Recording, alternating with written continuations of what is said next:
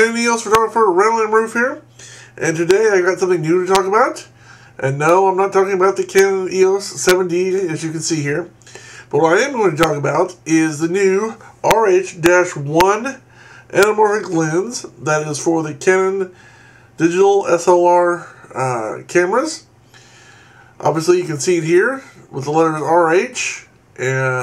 Doesn't have the -1, it just says RH. And I wanted to go over a few things that I've learned. Now, I don't have a lot of information, but the information that I do have, I want to give to you. Okay, first of all, let's talk about money. According to what we found on the internet, it's going to list for a price of under $600, which probably means $599. But basically, it's going to be $600. That's what we got. Now, we can't confirm this, but that's what we unsubstantiated for about $600. There's no focal length on it, information on it, but we do have an aperture setting of 2.4, which I assume that's a fixed focal focal length, but the aperture, a fixed aperture of 2.4. Again, not confirmed, but that's the information we have.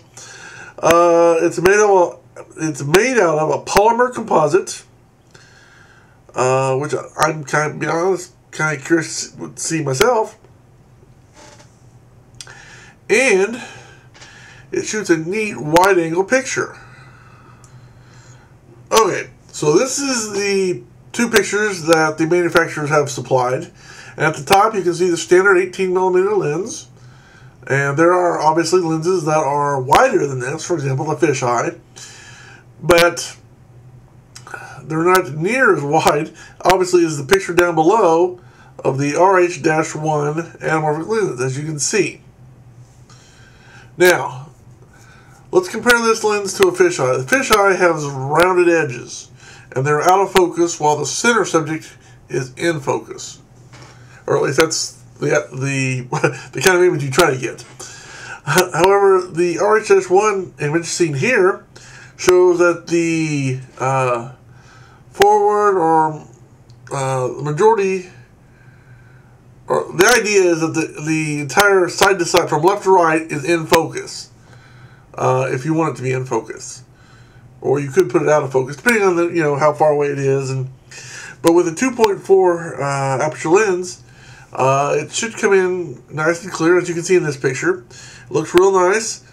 And on the video they had on YouTube from the manufacturer, it showed some video they had shot with it, and it looked really nice and really clear all the way across from left to right. Now, the downside to this, as I see it, obviously when you're shooting a standard definition TV or a widescreen TV or a video for YouTube and the like, you're obviously not going to be able to fill the screen from top to bottom. You're going to be giving a wide angle. Yes, it's a wide angle, but it won't be able to fill from top to bottom. Similar to the 16:9 that we have now, except this is even wider. So that's a downside. However, for photography purposes, I think this is going to be really, really neat. I mean, I can see videos doing this too, shooting with this sometimes. But I think, for the most part, I mean, normally when I shoot video or stuff like that, most people want the entire front, whether it's a 16:9, widescreen TV or standard definition TV with a 3:4 ratio. For the most part, people want the entire television filled up with the image and content. And this obviously is not going to do that. So I think, now this is just me, but I think personally this is going to be used by a lot more for photography than it will be for video. I'm not saying there aren't some neat applications for video, and I think some people, creative people that are out there, can find some really neat uses for this in the video. But I think personally, I can see more people using this for photography and doing some really neat stuff with it photographically. I mean, like I said, there's uses with the right creative people. There's uses for both, no doubt.